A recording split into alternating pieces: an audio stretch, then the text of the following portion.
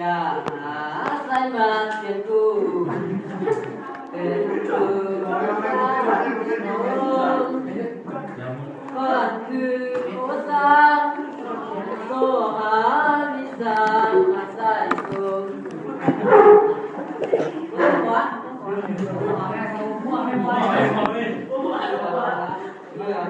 ดทำให้เป็นคนที่โตเป็นส่วนกลางใจที่นั้นทุกอย่างที่พร้อมทุกอย่างโซหาลิซาต่างๆเพื่อมาสนสารปัสสายเพื่อนอย่างที่โตโคตรเอ้ยต้องดูไปโคตรเอ้ยที่โคตรไปนึกไว้ในชีวิตกูแม่ผู้ใด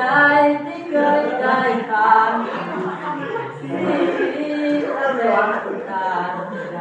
ผ่านมาเป็นหน้าเป็นโลกหัวใจเป็นสายในชีวิตกูผู้คิดจิตใจมันอยู่เป็นกูก็อ่านภาษาสุราคนเดียวหัวใจมันเดียวเป็นเดียวก็ปานาเกิดมาเป็นกู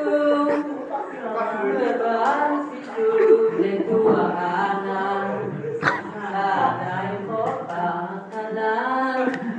พบกันมาในชีวิตกู